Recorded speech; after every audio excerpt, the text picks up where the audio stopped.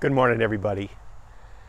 When President Kennedy announced that we were going to put a man on the moon in the early 1960s, one of the tech issues was, but what rocket will do that? Well, it was on this date in 1961, October 27, that NASA tested the Saturn rocket, which was the one that ended up taking our men to the moon. By the way, I'm about 3 miles from our house.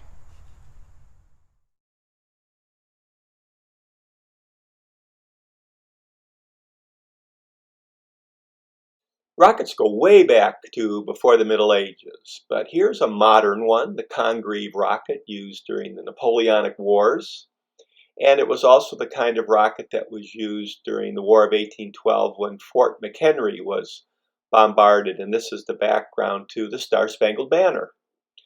There was a lot of fiction in the 1800s about travel to the moon or interplanetary travel, and many of the early rocket pioneers read those books and loved them. And one of them was Robert Goddard, pictured here, with his liquid-fueled rocket that he shot off in the 1920s. Goddard is considered by many to be the father of modern rocketry. And if you like playing golf and you come to the public course up in Auburn, Mass., you can see this marker where he shot off that rocket. He had over 200 patents related to rocket design. Meanwhile, in the 1920s, the Germans are really interested in rocket cars. And there was a young man who thought this was really cool, and he started building rockets at home. And he was Wernher von Braun, pictured on the right.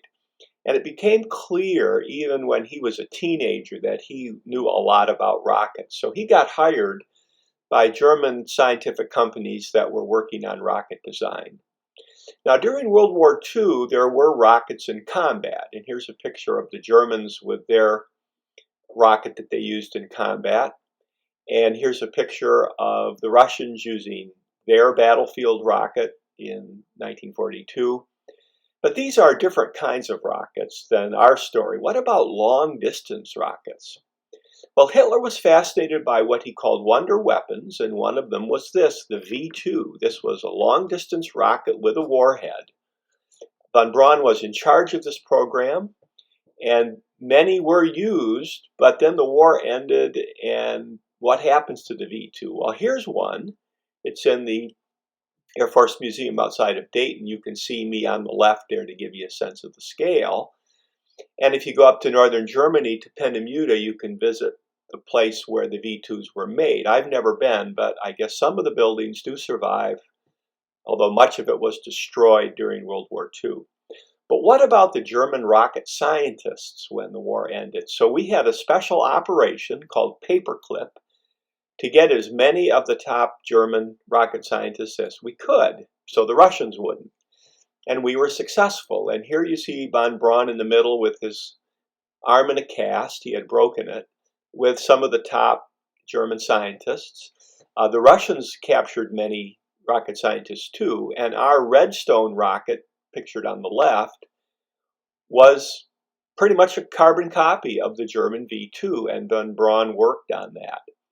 And the Russians too, they used German expertise to build their first rocket, the R-1, which was also based on the V-2. So even though we had a rocket program and the Russians had, each of us leaned heavily on German expertise.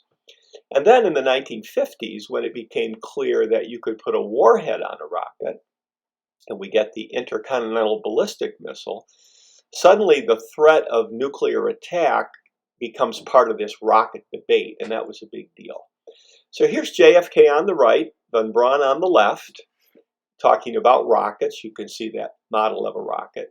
And we had lots of hits or misses in rocket design in the 50s. So in the 60s, we get the Saturn family of rockets. And on the left is the Saturn I. It made its debut on this date. In 1961, it eventually led to the Saturn V, which was the rocket that took our men to the moon, pictured here. It also launched to Skylab. 15 were built, 13 were used, and one is on display at the Johnson Space Center in Houston. Homer Hickam was a rocket scientist, and he wrote this book, Rocket Boys. He had been in a rocket club when he was in high school.